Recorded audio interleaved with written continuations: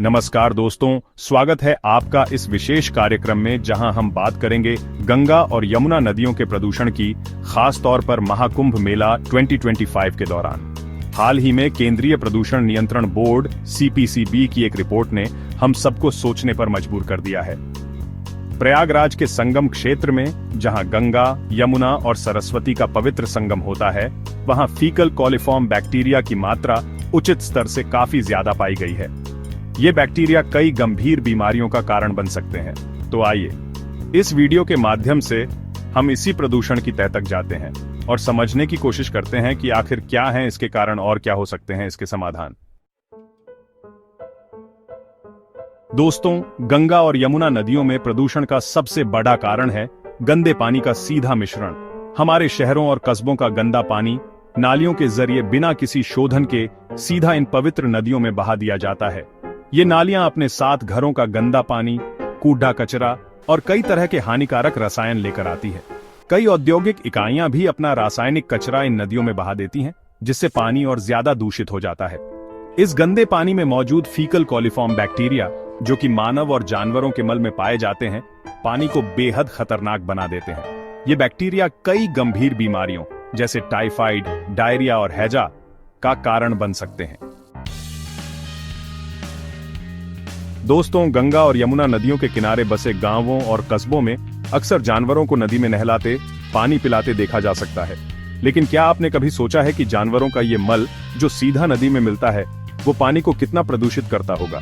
जानवरों के मल में भी भारी मात्रा में हानिकारक बैक्टीरिया और वायरस होते हैं जो पानी को दूषित करते हैं। इसके अलावा मृत जानवरों को भी अक्सर नदी में बहा दिया जाता है, जो पानी को और ज्यादा दूषित करता है और बीमारियों को फैलाने का खतरा बढ़ाता है।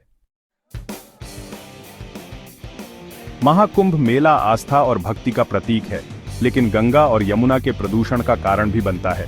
करोड़ों श्रद्धालु इन नदियों में डुबकी लगाते हैं और पूजा की सामग्री, मूर्तियां विसर्जित करते हैं। ये चीजें पानी को प्रदूषित करती हैं। बड़ी संख्या में लोगों के आने से भी कचरा जमा हो जाता है। हमें समझना होगा कि आस्था का मतलब नदियों को गंदा करना नहीं है। चैप्टर 4, टाइटल प्लास्टिक और सॉलिड वेस्ट बॉडी। दोस्तों, प्लास्टिक हमारे जीवन का अभिन्न अंग बन गया है, लेकिन प्लास्टिक का कचरा हमारे पर्यावरण को बहुत नुकसान पहुंचा रहा है। प्लास्टिक की थैलियां, बोतलें, डिब्बे नदी में फेंक दी जाती हैं। ये जल जीवों के लिए खतरनाक साबित होता है। दूसरा बड़ा खतरा है सॉलिड वेस्ट का। घरों और निर्माण कार्य का कचरा नदियों में फेंक दिया जाता है, जो नदी के बहाव को रोकता है और प्रदूषण को बढ़ावा देता है। दोस्तों, अब तक हमने जाना कि गंगा और यमुना नदियां कितनी प्रदूषित हो चुकी हैं, लेकिन क्या आपने कभी सोचा है कि इस प्रदूषण का हमारी सेहत पर क्या असर पड़ता होगा? प्रदूषित पानी पीने से टाइफाइड, डायरिया, हैजा, पीलिया जैसी कई गंभीर बीमारियां हो सकती हैं। खास तौर पर बच्चों और बुजुर्गों को इन बीमारियों का खतरा ज्यादा होता है। इसके अलावा प्रदूषित पानी के संपर्क में आने से त्वचा रोग, आंखों में जलन, सांस लेने में तकलीफ जैसी समस्याएं भी हो सकती हैं। दोस्तों, गंगा और यमुना नदियां सिर्फ हमारे लिए ही नहीं बल्कि अनगिनत जलजीवों का भी घर हैं। लेकिन बढ़ता हुआ प्रदूषण इन जलजीवों के लिए बेहद खतरनाक साबित हो रहा है। नदी में ऑक्सीजन की कमी होने से मछलियां और अन्य जलजीव मरने लगते हैं। प्लास्टिक का कचरा भी इनके लिए जानलेवा साबित होता है। कई जलजीव तो विलुप्त होने की कगार पर पहुंच चुके हैं। अगर यही हाल रहा तो वो दिन दूर नहीं जब ये नदियां सुनसान हो जाएंगी।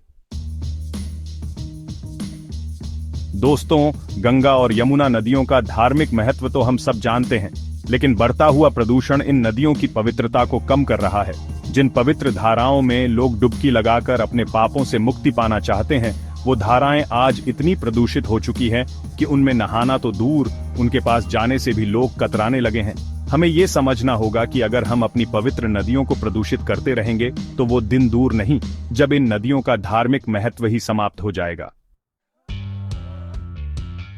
गंगा और यमुना को प्रदूषण मुक्त बनाने के लिए गंदे पानी को रोकना जरूरी है। सीवेज ट्रीटमेंट प्लांट्स का निर्माण और संचालन आवश्यक है। ये प्लांट्स गंदे पानी को साफ करके पुनः उपयोगी बनाते हैं। सरकार को और काम करने की जरूरत है। औद्योगिक कचरा नदी में ना बहाएं। सख्त कानून और उनका पालन आवश्यक है। चैप्टर 9, नालियों का प्रबंधन। दोस्तों, हमारे शहरों और कस्बों में नालियों का जाल बिछा हुआ है। लेकिन ये नालियां अक्सर साफ नहीं होती हैं और इनमें कचरा जमा हो जाता है। बारिश में ये कचरा नालियों से बहकर नदी में चला जाता है, इसलिए नालियों की नियमित सफाई और ढकना जरूरी है। दोस्तों, गंगा और यमुना नदियों को प्रदूषण मुक्त बनाना हम सबका दायित्व है। इसके लिए सबसे जरूरी है जन जागरूकता। हमें लोगों को नदी प्रदूषण के खतरों के बारे में जागरूक करना होगा। ये सब गलत है और इससे हमें ही नुकसान होगा। हमें बच्चों को पर्यावरण संरक्षण के बारे में जागरूक करना चाहिए। उतरो एक कदम स्वच्छता की ओर। दोस्तों, गंगा और यमुना सिर्फ नदियां नहीं हैं, बल्कि हमारी आस्था, संस्कृति और जीवन का अभिन्न हिस्सा है। इनकी शुद्धता हमारी शुद्धता है, इनकी रक्षा हमारी रक्षा है। हमें यह समझना होगा कि अगर हमें अपनी आने वाली पीढ़ियों को एक स्वस्थ और खुशहाल जीवन देना है, तो हमें इन नदियों को प्रदूषण मुक्त बनाना होगा। और ये काम सिर्फ सरकार या किसी संगठन का नहीं है, बल्कि हम सबका है। आइए हम सब मिलकर प्रण लें कि हम अपनी नदियों को स्वच्छ बनाएंगे और उन्हें फिर से उतना ही पवित्र और सुंदर बनाएंगे जितना कि वो पहले थी। धन्यवाद। अगर आपको यह वीडियो पसंद आया हो तो इसे लाइक और शेयर जरूर करें और ऐसे ही रोमांचक वीडियो देखने के लिए हमारे चैनल को सब्सक्राइब करना ना भूलें। अगले वीडियो में फिर मिलेंगे, तब तक के लिए अलविदा।